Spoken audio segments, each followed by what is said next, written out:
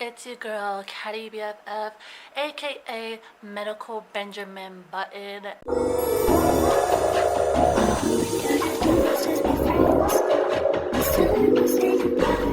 And today we're talking about. Ooh, I just had to spray it.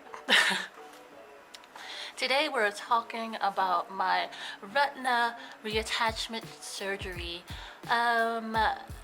What's today? February 3rd. I'm recording this. So I want to say like a week or two ago from last year, my retina started detaching itself. And it was in my left eye. It started to detach itself. The way it happened, I just don't know how. I don't know what caused it. I just know that one time I was in shower with senpai, water got in my eye, and then like the next day I noticed some floaters. And I thought the floaters were gonna go away.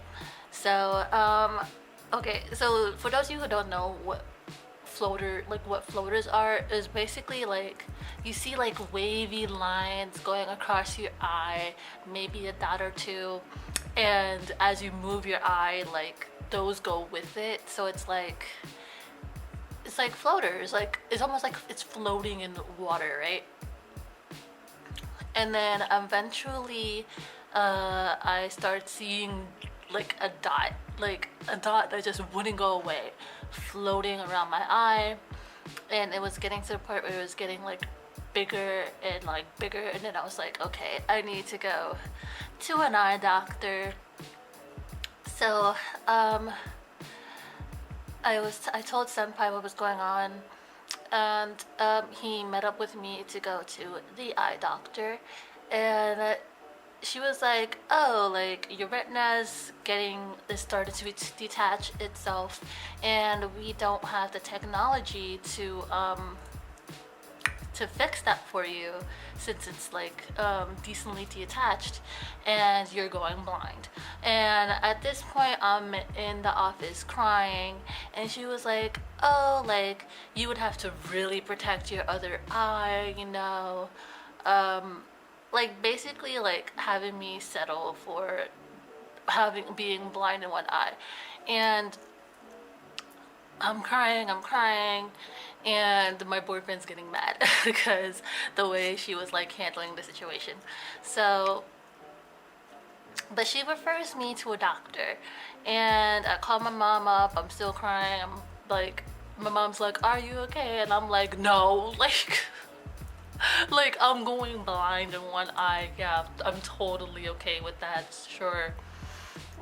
But no, at this point I'm like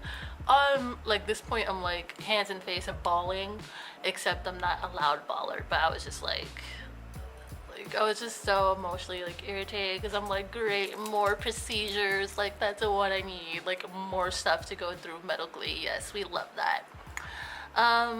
So for those of you who may research it, ideally people who need retina detachment usually are in their late 30s, early 40s, but mainly in the 40s. And I was 21, so you guys see now why I refer to myself as Medical Benjamin Button, right? When it comes to these videos, like girl, like we're having surgeries you get in 60 at the age of like 18, 19, like concerned, like. But yeah, continuing though. So we basically went through multiple visits, and then we ended up at this particular doctor that was on the east side of where my dorm was.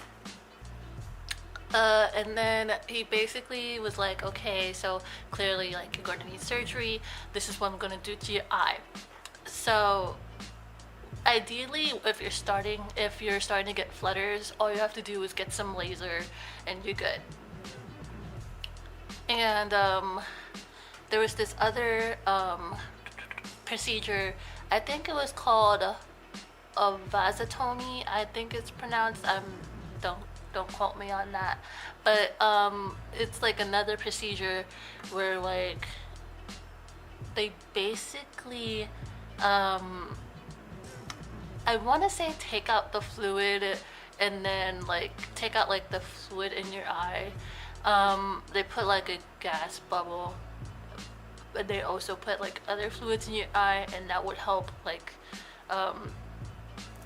and that gas bubble helps like reattach your retina to the walls of your eye. And then there's the buckle. And then the buckle is what helps keep the retina in place to help reattach itself. So not only did I get laser, the vasotomy, I think it's pronounced, I'm pretty sure I'm mispronouncing it wrong, or the terminology is probably completely wrong, and the buckle. So I got all three within this one surgery. And when I went, it was in the daytime, and then I was out by the nighttime. When I woke up, I was in pain. This obviously didn't happen in the same day. This happened, I had my surgery like the next day after he told me what was going on. So, but yeah, so I went during the daytime, I left during the nighttime, and he was just basically prescribing me the medications. And oh my god, like thank god I was saving some money at that time, because it was like $100-something for a bottle of medication, even with health insurance. Like I'm a transplant recipient. My heart medication doesn't cost that much. Like you would suspect heart medication to cost like $100-something, but no, it costs that much money to keep your eyesight. So girl, you better pray to God you don't go blind anytime soon. But girl, that was so annoying. And it was like 4 different drops. Some like the lowest I paid for some drops was maybe, it was either 50 or like one of them was like 14, but that was just because like eventually your eyes need moisture near the very end of your healing cycle for your eye. Like your eyes need moisture, so it's like, oh yeah, you need some moisturizing drops to keep it moist.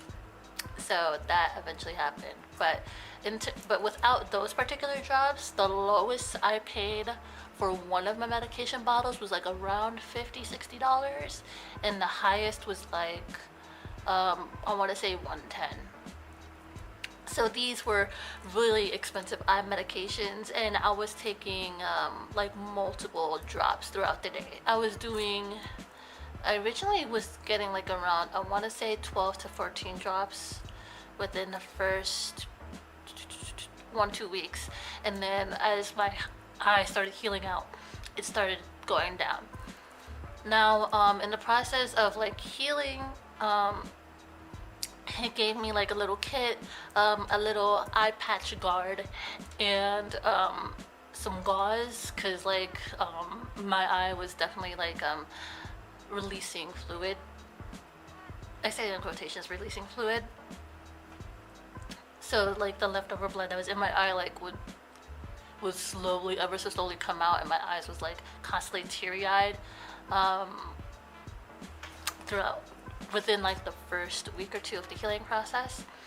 And they also gave me sunglasses to protect my eyes. So, but with me, like they didn't say, oh yeah, like you have to wear an eye patch.